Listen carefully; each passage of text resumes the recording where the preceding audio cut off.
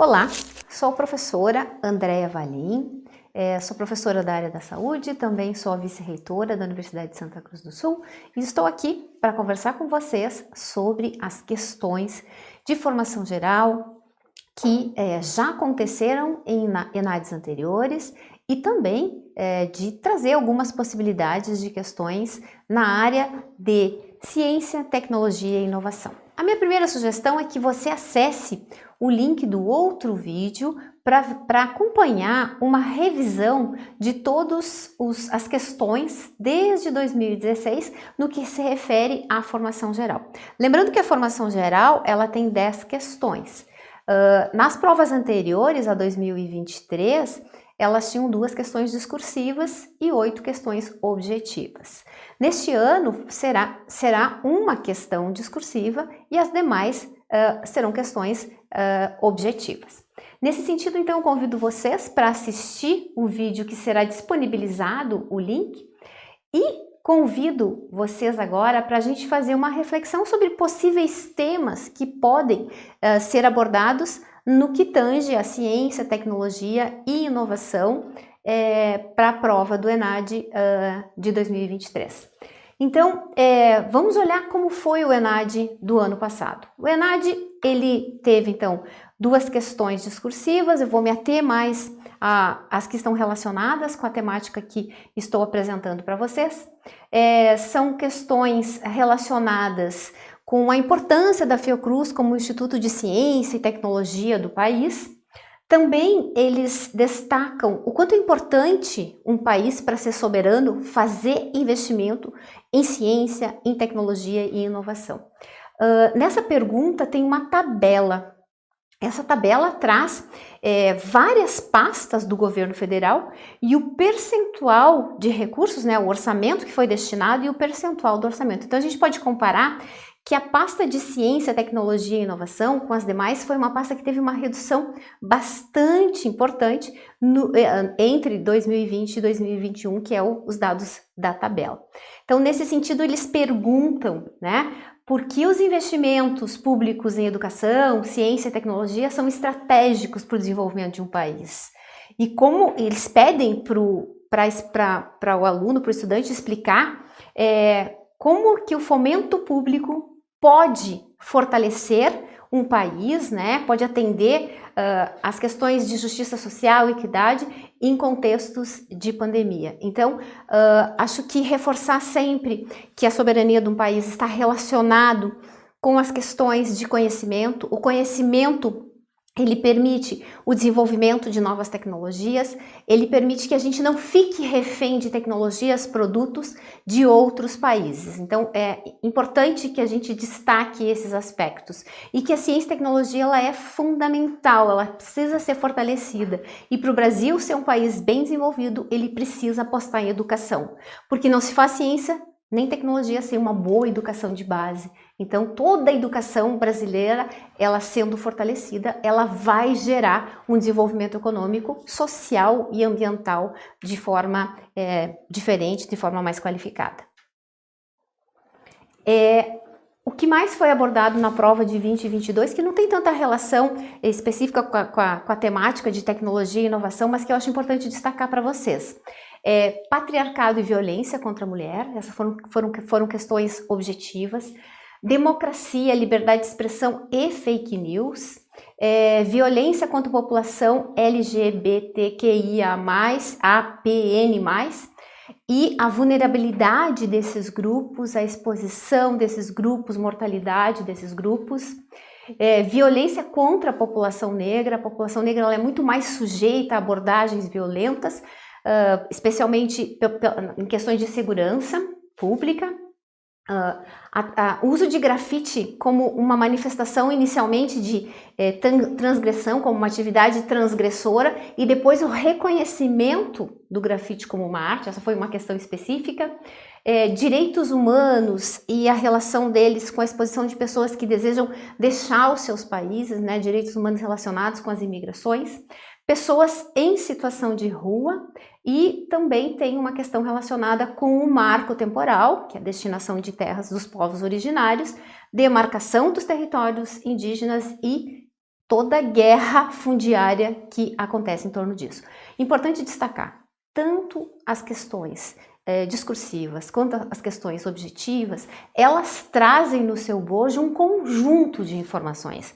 É fundamental que vocês leiam as questões com muita tranquilidade e absorvam o conteúdo que elas trazem em si. Esse conteúdo vai ser subsídio para vocês fazerem a descrição correta ou a escolha da questão correta.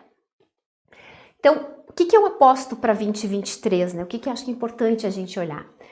Desastres climáticos, né? A gente está vivendo um aqui no Vale do Taquari, o Vale do Rio Pardo também passou a ser afetado, então nós estamos vivendo uma situação, um desastre climático importante, eu vou abordar mais sobre isso na sequência. Os objetivos do desenvolvimento sustentável, então lembrar que a gente tem o Pacto Global da Organização das Nações Unidas. Esse Pacto Global, ele constrói em 2015 uma agenda denominada Agenda 2030.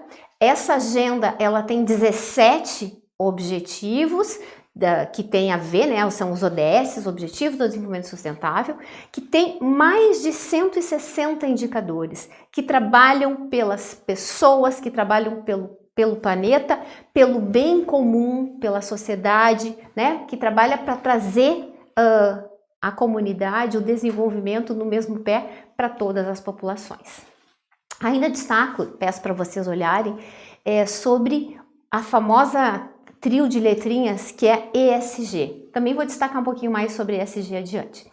E quádrupla ou quíntupla hélice, essa foi uma questão que já aconteceu no passado, que pode voltar a se repetir.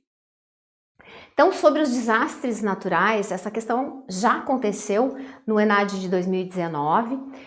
Essa questão, ela tem como destaque textos, é uma questão que tem a discursiva, que tem subsídios, tem 2 textos importantes, e ela traz informações do Atlas Brasileiro de Desastres Naturais, a necessidade de minimizar riscos e os impactos que a gente pode pensar, né, planejar futuros desastres, como é que a gente planeja ações.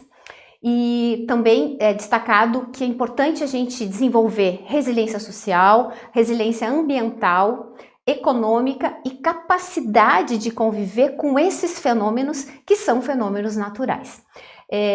Os desastres naturais, aí tem, no padrão de resposta, tem um conjunto de ações que podem ser pensados. Aqui eu destaquei o macro de cada uma desses conjuntos, como no campo psicossocial, como é que a gente organiza os voluntários para distribuição de vestuários, alimentação, como é que a gente realoca a população que foi afetada, como a gente mobiliza os sistemas de saúde para fazer atendimento biopsicossocial, né? Então são impactos importantes na vida das pessoas. Eu não vou destacar todos, mas vou trazer algumas informações para vocês compreenderem a que se refere esses marcos. A infraestrutura, né? A gente viu aqui na região que cidades inteiras foram destruídas. Então como é que a gente constrói estratégias para as pessoas poderem voltar para casa, para as pessoas poderem ter recuperação dos seus bens materiais, estratégias de recuperação e restauração de igrejas, instituições públicas, liberação do governo de fundos emergenciais, políticas públicas voltadas para essa questão relacionadas então com campo econômico e sociocultural.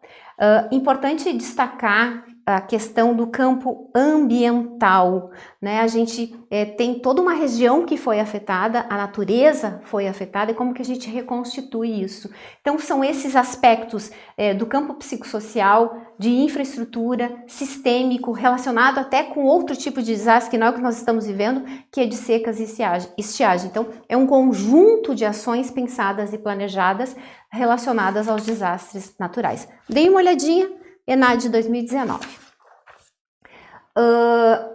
Bom, já falei sobre isso, agora eu gostaria de falar sobre o impacto da pandemia nas relações de trabalho. Então a pandemia ela segue, ela já finalizou, né? Ela foi decretado o seu fim, mas os impactos da pandemia seguem acontecendo. Então sempre é importante lembrar e pensar no que a gente passou e que esse processo ele acaba tendo sequelas a longo prazo. Então nós tivemos a saúde das pessoas afetadas, a gente teve a educação das pessoas afetadas, o trabalho sendo afetado e como que a gente mitiga esses efeitos sociais, organizacional, efeito que afeta a vida das pessoas, efeito sobre a vida do trabalhador, né? Então, aqui a gente tem uma sugestão de práticas de gestão nas organizações para mitigar o impacto da pandemia, né? Especialmente sobre o trabalhador. Então, programas de qualidade de vida, redução de absenteísmo, melhoria do clima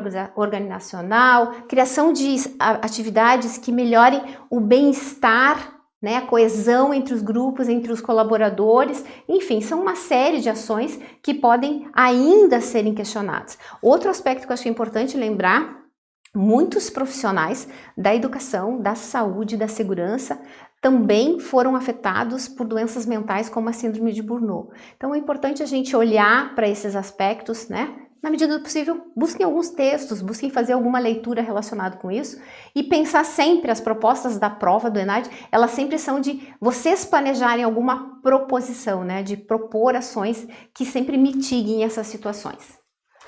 Finalmente, destacar para vocês o ESG, né, as 3 letrinhas que eu tinha mencionado lá. O ESG tem a ver com a questão ambiental, né, o E é de meio ambiente, o S tem a ver com as questões sociais e o G com as questões de governança, né.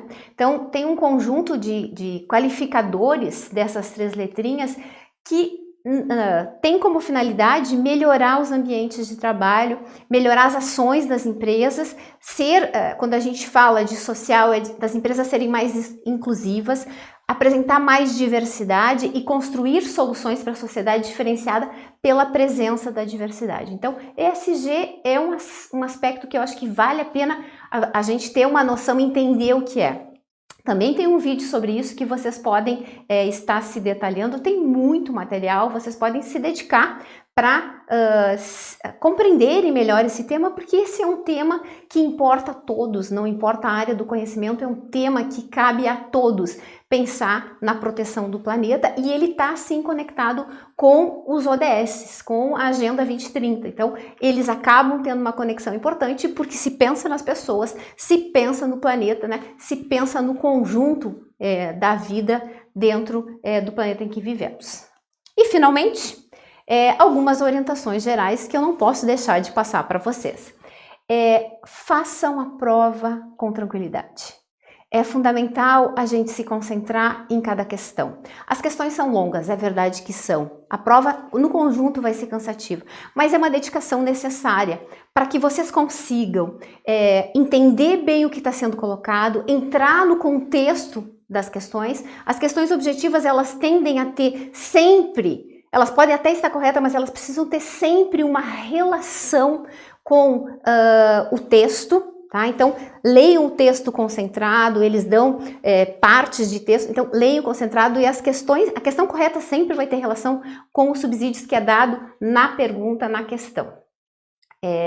Confiem em vocês, né? A gente sabe que a autoestima é importante, se a gente vai com confiança, o desempenho é outro, mas a confiança tem que estar relacionada com a preparação. Então, se preparem, meus queridos, vocês têm tudo, vocês têm muito conhecimento, vocês têm condições de ir atrás, vocês têm tempo de preparação, se preparem, confiem em si, mas se preparem para que essa confiança se fortaleça. Era isso, desejo uma excelente prova a todos, qualquer coisa que precisarem, estaremos junto com vocês. Um abraço!